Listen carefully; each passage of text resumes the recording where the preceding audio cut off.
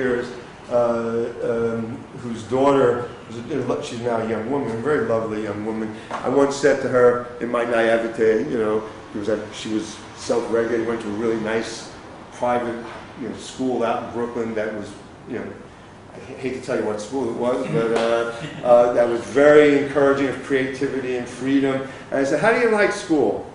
And she was about 10 at the time. She was a very bright kid, you know, really lively.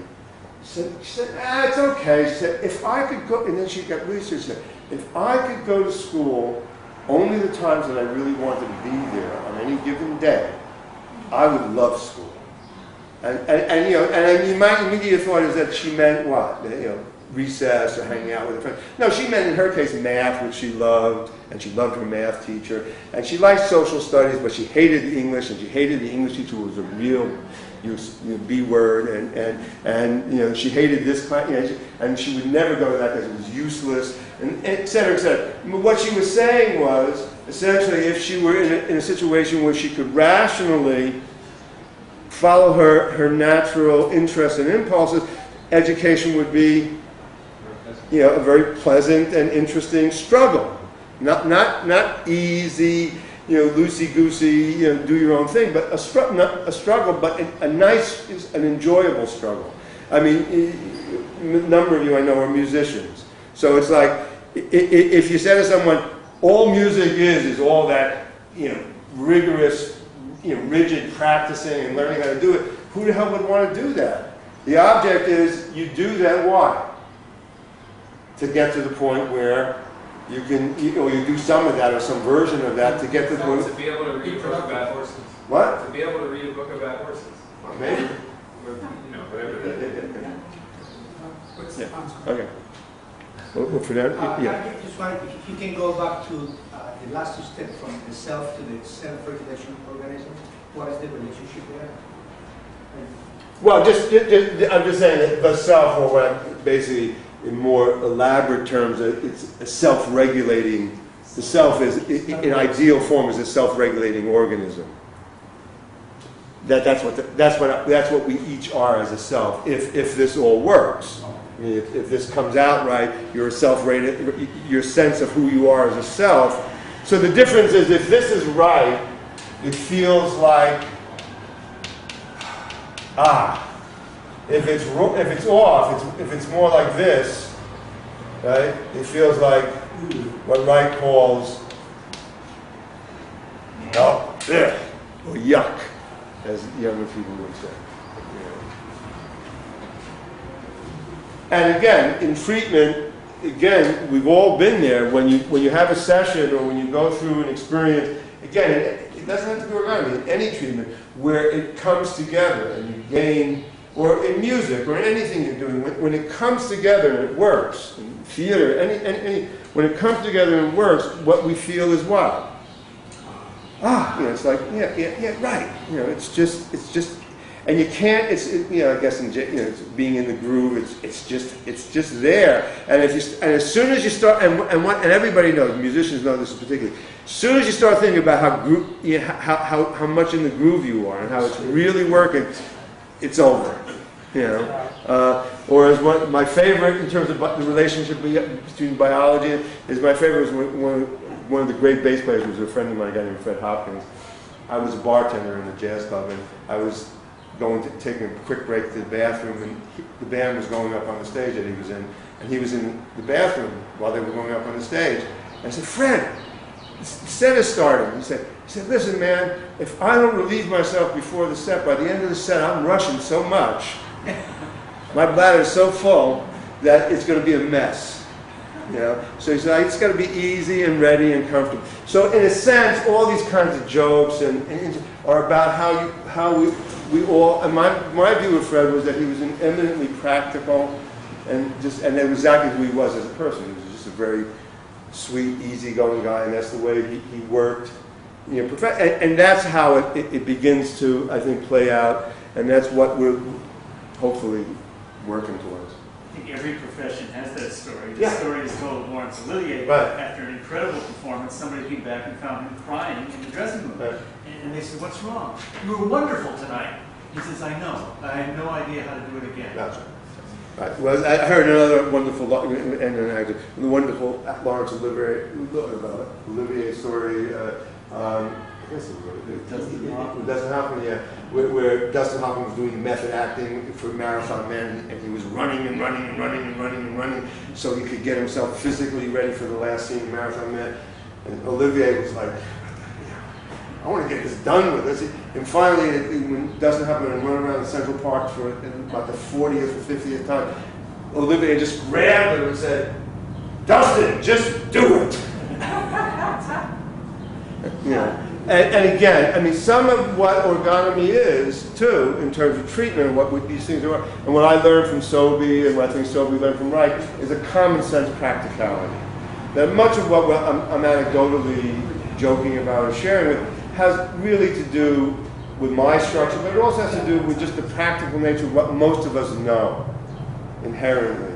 And often what an orgonomist does, myself or anyone else, to any extent that we're successful, is really just enable each of us as individuals to get to some common contact with what we sort of know already is sort of there. Now, if we're dealing with patients, and that's a whole other thing, that have been so damaged that they've really, and Reich talks about this, where the patient has really lost touch with that natural function to the degree that it's very, very, difficult to even access it, then you're dealing with a much, much more problematic and probably far less optimistic outcome, but that's a whole other set of diagnostic, issues that are far beyond what we're talking about here. Why don't you take Tom's question, okay. Maybe then we'll sort of... Yeah. Thank you.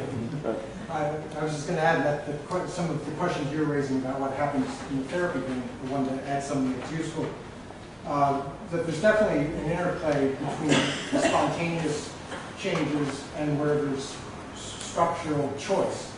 Like if a certain amount of depressed stuff is finally out, like the example Dr. Wilson would do, it's still, in my experience, the change isn't complete until you go out into life and you actually confront that old situation where you always behave this way, and at that moment you finally go, oh my God, I have a choice, and you go that new way, and then that kind of finally secures the change. So you see the difference I'm making of where it's not 100% spontaneous. There's an active part.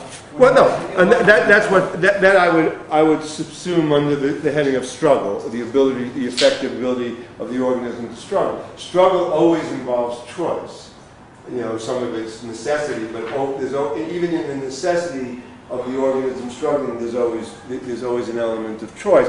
And certainly, the more rational we become, or the more effective, or the more, I would say, in terms of what we're talking about, the more ability to pulsate freely, the more opportunity you have to make those choices. The more choices you can make, the more opportunities you have to make, to engage more actively in a more interesting, life. But on the other hand, I can think of some peak experiences in my life that didn't feel, they certainly weren't deliberative in the sense that I didn't think about it ahead of time. I'll give you one quick example. I used to live on 13th Street in Hoboken, and my street was sometimes a feeder street to the Lincoln Tunnel. And sometimes cars would beat their horns. And I remember one morning, without thought, I wouldn't say it was honest. I threw up in the window and I screamed out, "People live here!" And they stopped beating. And I felt so empowered. And it wasn't deliberative. I didn't think to myself, I just did it. That's true. And it was rational to remind them, and they heard me. Through their car windows, they heard me. I was that loud, And then the rush of energy in my organism, it was all being mobilized. And so I hear what you're saying, but I also don't think it's a direct line. I think it's a loop. We get, we fall back, we get, we fall back, we get, we fall back. In other words, I don't think there's a point where suddenly we're finished with that incident or with that piece of distress. No, I think what that's you're saying is that whatever changed that loosened something up to the point where this time, instead of holding it in, it broke out. Yes, exactly. That doesn't become solid. You don't really know it's there until it's tested. Yeah, that's true. and that's the struggle. and then the struggle sets in, you know, and the struggle in the most positive sense of how you incorporate that in your way of living, or as some people say, in your daily practice, or in your daily, you know, in your interpersonal life, you know. But it's a constant. It's really the other thing you realize is this is fixed. It's really in very clearly in Reich's terms. It's a continual, you know, to an infinite degree. It doesn't stop until the living stops. As long as you're living, you know, and if any of us, to the degree that you've seen organisms going through the end phase of living, or if you've seen a relative or someone you're close to dying and going to, you watch them struggle with that until the very end, and that part is absolutely fundamentally biological, you know, and it can have social organization to some degree in terms of how you deal with death or dying, but the biological, which is one of the tragically horrible things of, you know, sedating people while they die, and, you know, or it might seem kind, you know, but keeping people alive artificially while this process is going on winds up removing the natural process. I mean, I'm not sure that dying in horrible pain is better, but I mean, this, you know, it's a complex, you know, ethical and moral issue. Thanks. Thank you. So hopefully